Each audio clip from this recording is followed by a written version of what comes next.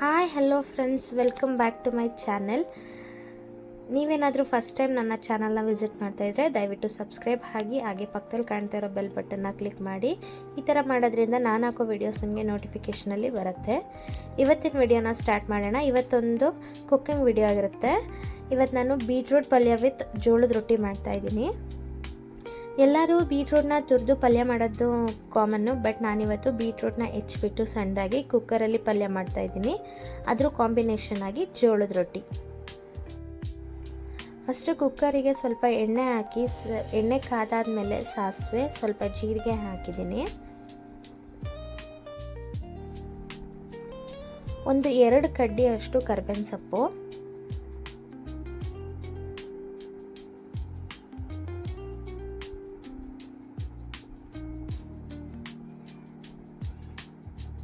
ಎಲ್ಲ ಹಾಕಿಬಿಟ್ಟು ಎಣ್ಣೆಯಲ್ಲಿ ಚೆನ್ನಾಗಿ ಫ್ರೈ ಮಾಡ್ಕೊತಾ ಇದ್ದೀನಿ. ಇವಾಗ 2 ಈರುಳ್ಳಿನ ಸಣ್ಣದಾಗಿ ಹೆಚ್ಚಿ ಹಾಕೋತಾ ಇದ್ದೀನಿ. ನಾನು ಇವತ್ತು ಮಾಡ್ತಾ ಇರೋದು 4 ರಿಂದ 5 ಜನ ತಿನ್ನೋಷ್ಟು ಪಲ್ಯ. ಸೊ ಕ್ವಾಂಟಿಟಿ ನಾನು ಹೇಳಿದಷ್ಟೇ ನೀವು ಕೂಡ ಹಾಕಿ.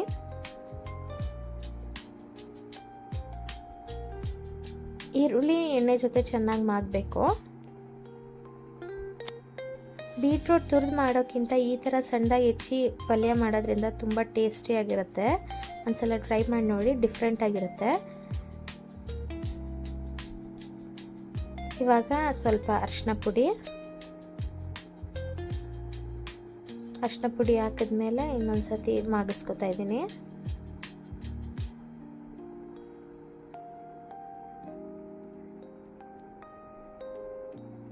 ಈರುಳ್ಳಿ ಸ್ವಲ್ಪ ಮಾಗಾದ್ಮೇಲೆ ನಾನಿಲ್ಲಿ 2 ಫಾರಮ್ ಟೊಮೆಟೊ ತೊಗೊಂಡಿದ್ದೀನಿ. ಅದನ್ನು ಕೂಡ ಸಣ್ಣದಾಗಿ ಹೆಚ್ಕೊಂಡಿದ್ದೀನಿ.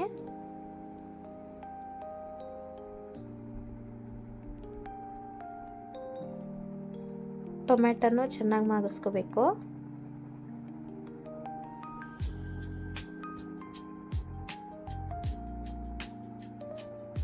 ನೀವು ಫಸ್ಟ್ ಟೈಮ್ ಅಡುಗೆ ಮಾಡ್ತಾಯಿದ್ರೆ ನನ್ನ ಚಾನಲ್ ಸಬ್ಸ್ಕ್ರೈಬ್ ಆಗಿ. ಆದರೆ ತುಂಬ ಈಸಿ ಮತ್ತು ಟೇಸ್ಟಿ ಹೆಲ್ತಿ ರೆಸಿಪೀಸ್ ಮಾಡ್ತಾ ಇರ್ತೀನಿ, ನಿಮಗೆ ಹೆಲ್ಪ್ ಆಗುತ್ತೆ. ಇವಾಗ ಟೊಮೆಟೊ ಮಾಡೋಕ್ಕೆ ಸ್ವಲ್ಪ ಉಪ್ಪು,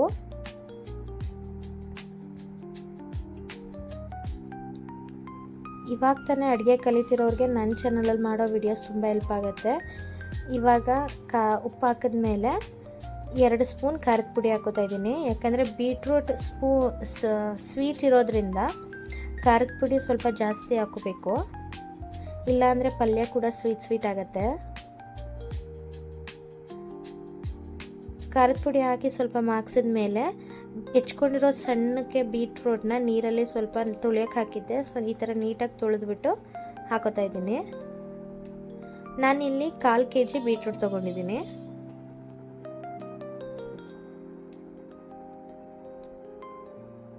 ಬೀಟ್ರೂಟ್ ಹಾಕಿದ್ಮೇಲೆ ಒಂದ್ಸತಿ ಬಾಡಿಸ್ಕೊಂಡು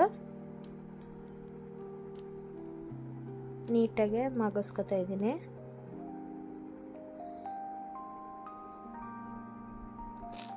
ಈ ಥರ ಪಲ್ಯ ಮಾಡೋದ್ರಿಂದ ನೀವು ಊಟದ ಜೊತೆ ಅನ್ನ ಸಾಂಬಾರ್ ಜೊತೆ ಸೈಡ್ ಡಿಶ್ ಕೂಡ ಮಾಡ್ಕೋಬೋದು.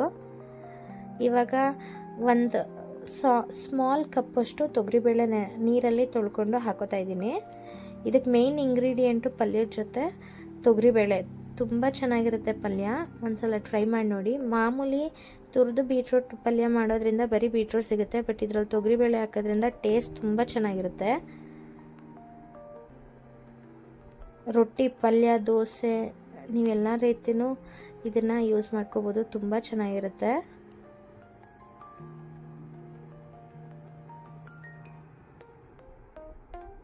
ಆವಾಗಲೇ ಸ್ವಲ್ಪ ಉಪ್ಪು ಹಾಕಿರ್ತೀವಿ. ಇವಾಗ ಬೀಟ್ರೂಟ್ ಮತ್ತು ತೊಗರಿಬೇಳೆಗೆ ಸ್ವಲ್ಪ ಉಪ್ಪು ಹಾಕೋಬೇಕು, ನೋಡಿ ಹಾಕ್ಕೊಳ್ಳಿ. ತುಂಬ ನೀವು ಉಪ್ಪು ಹಾಕ್ಕೊಂಡ್ರೂ ಬೀಟ್ರೂಟ್ ಸ್ವೀಟ್ ಇರೋದ್ರಿಂದ ಪಲ್ಯ ತುಂಬ ಉಪ್ಪಾಗುತ್ತೆ.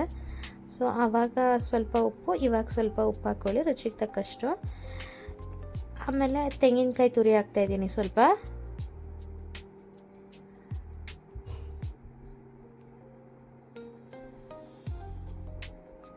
ತೆಂಗಿನಕಾಯಿ ತುರಿ ಹಾಕ್ಬಿಟ್ಟು ಸ್ವಲ್ಪ ಮಾಗಿಸ್ಕೊತಾ ಇದ್ದೀನಿ.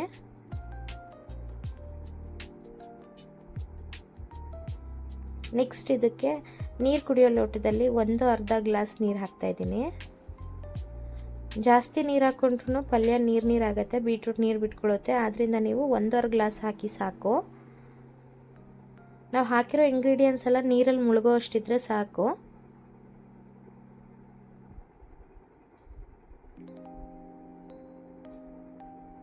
ಇವಾಗ ಲಿಡ್ ಕ್ಲೋಸ್ ಮಾಡಿ ಕುಕ್ಕರ್ನ 2 ವಿಷಲ್ ಬರ್ಸಿದ್ರೆ ಪಲ್ಯ ರೆಡಿ ಆಗುತ್ತೆ.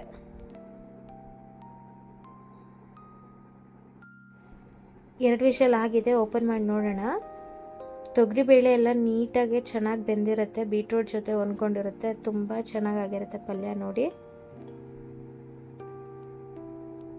ಇವಾಗ ರೊಟ್ಟಿ ಮಾಡ್ಕೊಳ್ಳೋಕ್ಕೆ ಒಂದು ಚರಕಲಲ್ಲಿ ಒಂದು ಅರ್ಧ ಲೀಟ್ರ್ ನೀರಿಟ್ಟಿದ್ದೀನಿ. ಅದಕ್ಕೆ ಸ್ವಲ್ಪ ಕಲ್ಲುಪ್ಪು.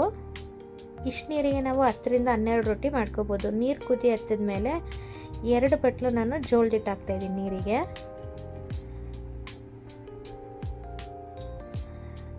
ಇನ್ನು ಸ್ವಲ್ಪ ಜನ ಹಿಟ್ಟಿಗೆ ಬಿಸಿನೀರು ಕಾಯಿಸಿ ಹಾಕ್ಕೊಂಡು ನಾದ್ಕೋತಾರೆ, ಆ ಥರನೂ ಮಾಡ್ಬೋದು. ನಾನು ಈ ಥರ ಮಾಡ್ತೀನಿ. ಈ ಥರ ಮಾಡೋದ್ರಿಂದ ಗಂಟಾಗಲ್ಲ, ತುಂಬ ಚೆನ್ನಾಗಿರುತ್ತೆ, ನಾದಕ್ಕೂ ಈಸಿ ಆಗುತ್ತೆ. ಈ ಥರ ಕುದಿ ಬಂದಮೇಲೆ ಗ್ಯಾಸ್ ಸ್ವಲ್ಪ ಸ್ವಿಮ್ ಮಾಡ್ಕೊಂಬಿಟ್ಟು ನೀವು ಮುದ್ದೆ ಕೂಡಿಸೋ ಕೋಲ್ ಅಥವಾ ಈ ಥರ ಚುಂಚ್ಕ ಇದ್ದರೆ ಈ ಥರ ಕೂಡಿಸ್ಕೋಬೇಕು. ಸೇಮ್ ನೀವು ಮುದ್ದೆ ಯಾವ ರೀತಿ ಮಾಡ್ತೀರಾ ಆ ರೀತಿ ಈ ಥರ ಕೂಡಿಸ್ಕೊಂಡು ಚೆನ್ನಾಗಿ ಗಂಟಿಲ್ದೇ ಇರೋ ಥರ ನಾದ್ಕೋಬೇಕು ನೋಡಿ. ಈ ಥರ ತಿರ್ಗಿಸ್ತಾ ಬನ್ನಿ.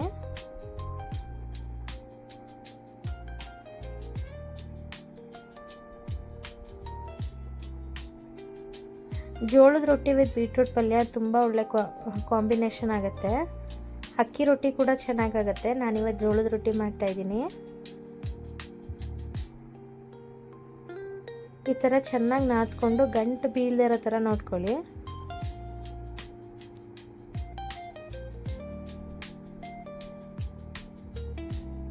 ಗ್ಯಾಸ್ ಆಫ್ ಮಾಡಿ ಇನ್ನೊಂದ್ಸಲ ನಾದ್ಕೋತಾ ಇದ್ದೀನಿ. ಇಷ್ಟು ಸರಿ ನೀವು ರೆಡಿ ಮಾಡಿಕೊಂಡ್ರೆ ಇದರಲ್ಲಿ ನೀವು 12 ರಿಂದ 13 ರೊಟ್ಟಿ ಹಾಕ್ಬೋದು.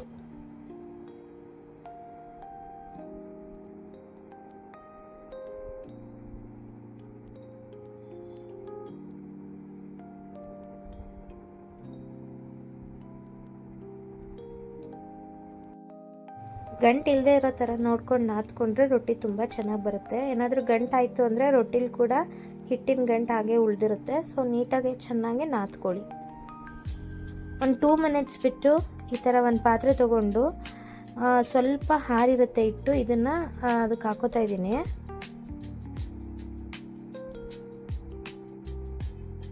ಸ್ವಲ್ಪ ತಣ್ಣೀರಲ್ಲಿ ಕೈ ಎದ್ಬಿಟ್ಟು ತಗೊಳ್ಳಿ, ಯಾಕಂದರೆ ಸುಡ್ತಾ ಇರುತ್ತೆ. ಇವಾಗ ಇದಕ್ಕೆ 2 ರಿಂದ 3 ಬಟ್ಲು ಜೋಳದ ಹಿಟ್ಟು ಹಾಕ್ತಾ ಇದ್ದೀನಿ.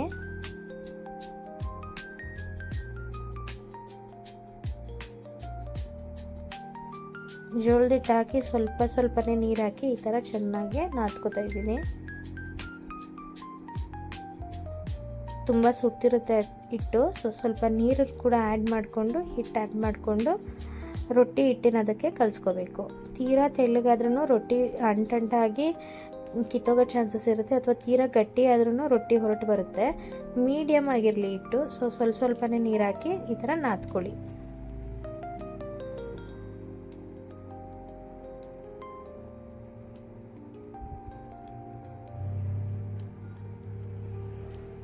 ಎರಡು ಕೈ ಯೂಸ್ ಮಾಡ್ಕೊಂಡು ನಾದ್ಕೊಳ್ಳಿ, ತುಂಬ ಈಸಿ ಆಗುತ್ತೆ ಮತ್ತು ಬೇಗ ಕೂಡ ಆಗುತ್ತೆ. ರೊಟ್ಟಿ ತಿನ್ನೋಕ್ಕೆ ಇಷ್ಟ ಬಟ್ ಮಾಡೋಕ್ಕೆ ಬರಲ್ಲ ಅಂತ ವರಿ ಮಾಡ್ಕೋಬೇಡಿ. ನಾನು ತೋರಿಸಿರೋ ಹಾಗೆ ನಾನು ಹೇಳಿರೋ ಮೆಷರ್ಮೆಂಟಲ್ಲೇ ಮಾಡಿ, ತುಂಬ ಚೆನ್ನಾಗಿ ಬರುತ್ತೆ ರೊಟ್ಟಿ.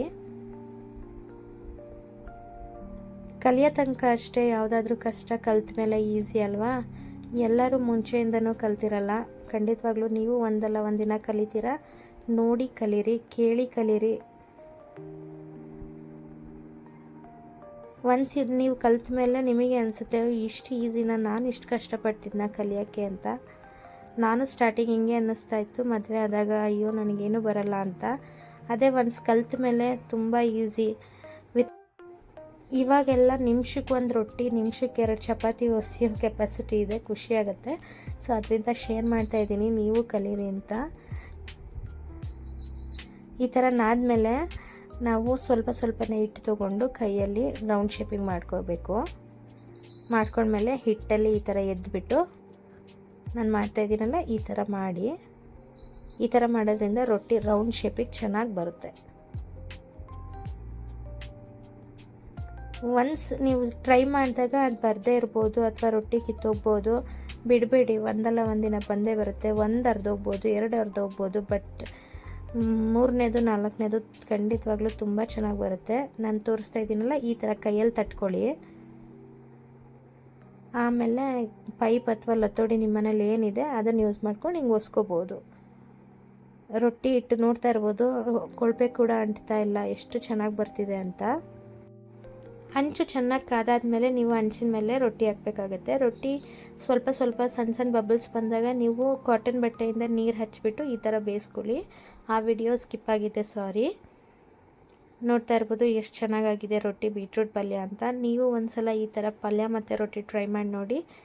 ಇಷ್ಟ ಆದರೆ ಈ ವಿಡಿಯೋ ಲೈಕ್ ಮಾಡಿ, ಶೇರ್ ಮಾಡಿ.